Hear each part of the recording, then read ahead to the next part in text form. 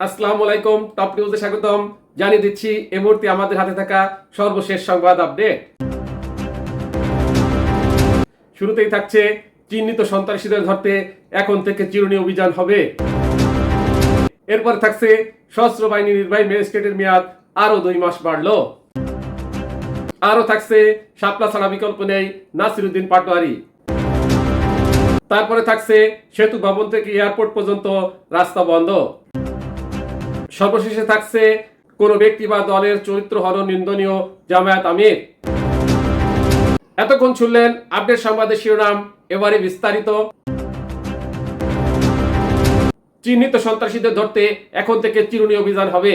স্বরাষ্ট্র উপদেষ্টা lieutenant general অবসরপ্রাপ্ত মোহাম্মদ জাহাঙ্গীর আলম চৌধুরী জানিয়েছেন, চিহ্নিত অপরাধী ও সন্ত্রাসীদের ধরতে এখন থেকে বিশেষ বা চিরুনি অভিযান পরিচালনা করা হবে।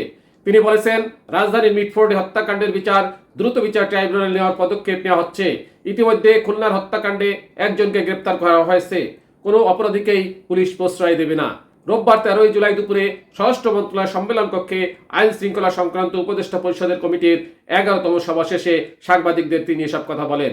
স্বরাষ্ট্র উপদেষ্টা বলেন, খুন, চুরি, ডাকাতি, চাঁদাবাজি, ছিনতাই, সন্ত্রাস, অপহরণ, নারী নির্যাতন, মব সহিংসতা, মাদক চোরাচালান সহ সব ধরনের অপরাধমূলক কর্মকাণ্ডের বিরুদ্ধে আইন শৃঙ্খলা বাহিনী নিয়মিত অভিযান পরিচালনা করছে। পরিস্থিতি বিবেচনায় সরকার যে কোনো সময় চিহ্নিত অপরাধী ও সন্ত্রাসীদের ধরতে বিশেষ বা চিরুনি অভিযান পরিচালনা করতে পারে। এক্ষেত্রে সাধারণ জনগণ সহ সবার সহযোগিতা একান্ত কাম্য। সরকার জনশৃঙ্খলা ও জননিরাপত্তা বিঘ্নকারী যে কোনো কার্যক্রম কঠোর হস্তে দমন করবে বলে তিনি জানান। সশস্ত্র বাহিনী নির্বাহী ম্যাজিস্ট্রেটের মেয়াদ আরো 2 মাস বাড়ল। সশস্ত্র বাহিনীর ক্যাপ্টেন ও তদূর্ধ্ব পদমর্যাদার কর্মকর্তাদের বিশেষ নির্বাহী ম্যাজিস্ট্রেটের ক্ষমতা আরো 2 মাস তথা 60 দিন বাড়িয়েছে সরকার। রোববার 13 জুলাই জনপ্রশাসন মন্ত্রণালয়ের প্রজ্ঞাপনে এ আদেশ জারি করা হয়। প্রজ্ঞাপনে বলা হয়, বাংলাদেশ সশস্ত্র বাহিনীর ক্যাপ্টেন ও তদূর্ধ্ব কমিশন কর্মকর্তাদের কোস্টগার্ড ও বিজিপির পেশনে নিযুক্ত কর্মকর্তা সহ ফৌজদারি কার্যবিধির 12(1) ও 17 ধারা অনুযায়ী বিশেষ নির্বাহী ম্যাজিস্ট্রেসি ক্ষমতা দেওয়া হয়েছে। এই ক্ষমতা 14 জুলাই থেকে 60 দিন কার্যকর থাকবে। সারা দেশে তারা এই ক্ষমতা প্রয়োগ করতে পারবেন।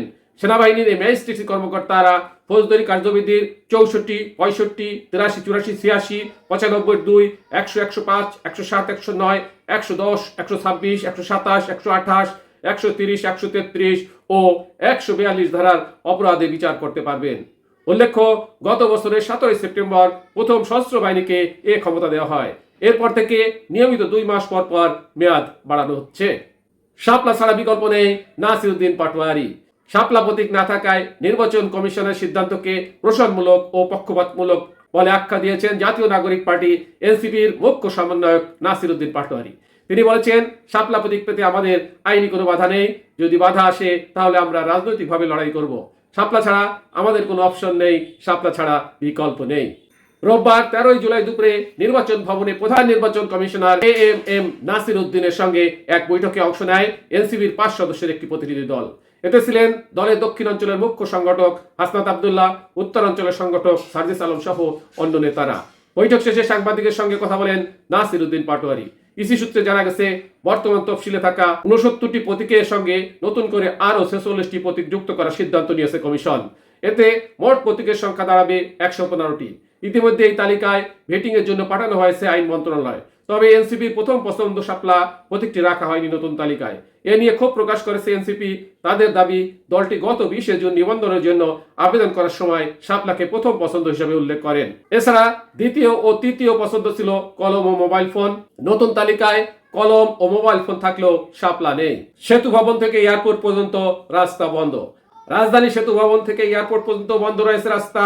এতে থেমে গেছে ওই এলাকার যান চলাচল। রোববার 13 জুলাই দুপুর 12:30টার দিকে এ চিত্র দেখা যায়। অনেকেই হেঁটে রওনা দিয়েছেন। সিএনজি অটোরিকশা চালকদের ধর্মঘটের কারণে মূলত যান চলাচল বন্ধ রয়েছে। বনানী থানার ভারপ্রাপ্ত কর্মকর্তা মোহাম্মদ রাসেল সারোয়ার বলেন, সকাল থেকে রাস্তা অবরোধ করে রেখেছেন সিএনজি চালকরা। তারা সেতু ভবনের সামনে অবস্থান নিয়েছেন। এতে এলাকায় তীব্র যানজট সৃষ্টি হয়েছে। তারা সকাল থেকেই মাঠে রয়েছেন, জনদুর্ভোগ কমাতে চেষ্টা চালিয়ে যাচ্ছেন। এর আগে দুপুর 12টার দিকে চালকরা বনানীতে বাংলাদেশ সড়ক পরিবহন কর্তৃপক্ষের ভবনের সামনে সড়কে অবস্থান নেন। অবরোধকারীরা জানান, তারা সিএনজি চালকদের নির্দিষ্ট রুট নির্ধারণের দাবি জানিয়ে এই কর্মসূচিতে নেমেছেন। এর আগেও একাধিকবার বিআরটি এর কাছে দাবি জানানো হয়েছে, কিন্তু কোনো কার্যক্রম নেওয়া হয়নি। বিক্ষোভে অংশ নেওয়া চালকদের অনেকেই কাপড়ে কাপড় পরে আন্দোলনে যোগ দিয়েছেন। চালকদের ঘোষণা, দাবি আদায় না হওয়া পর্যন্ত আন্দোলন চলবে। আন্দোলনকারীরা জানান, ঢাকা মহানগরে সিএনজি অটোরিকশা চালানোর অনুমতি না দেওয়া পর্যন্ত রাস্তা ছাড়বেন না। তাদের সঙ্গে এখন পর্যন্ত বিআরটি এর কোনো কর্মকর্তা যোগাযোগ করেননি বলেও জানান। কোনো ব্যক্তি বা দলের চরিত্র হনন নিন্দনীয়। জামায়াত আমির, বাংলাদেশ জামাত ইসলামীর আমির ডাক্তার শফিকুর রহমান বলেছেন, কোনো ব্যক্তি বা দলের চরিত্র হনন একেবারেই অনাকাঙ্ক্ষিত ও নিন্দনীয়। রোববার দুপুরে নিজের ভেরিফাইড ফেসবুক পেজে দেওয়া এক পোস্টে এ কথা বলেন তিনি। জামায়াত আমির তার পোস্টে বলেন, সম্প্রতি দিনগুলোতে আমাদের সমাজ জীবনে অনেকগুলো বেদনাদায়ক ঘটনা ঘটে চলেছে। এইসব বিষয়কে কেন্দ্র করে সমাজকে শৃঙ্খলায় ফিরিয়ে আনার দায়িত্ব এককভাবে কারো নয়। সরকার, রাজনৈতিক দলসমূহ এবং সমাজের বিভিন্ন শ্রেণী পেশার মানুষ সবাইকেই সমন্বিতভাবে এই দায়িত্ব নিতে হবে। অর্থাৎ এ ধরনের স্পর্শকাতর বিষয়ে জাতীয় ঐক্যের ন্যূনতম জায়গাটা থাকা প্রয়োজন। তিনি বলেন, মত প্রকাশের স্বাধীনতা অবশ্যই আপনার নিজস্ব অধিকার। এক্ষেত্রে অন্যায় প্রতিবাদ হোক শালীন প্রতিবাদের ভাষায়, সমালোচনা হোক যুক্তি ও তথ্য নির্ভর। কোনো ব্যক্তি বা দলের চরিত্র হনন একেবারেই অনাকাঙ্ক্ষিত ও নিন্দনীয়। টপ নিউজ এখনকার মতো শেষ করছি। আল্লাহ হাফেজ।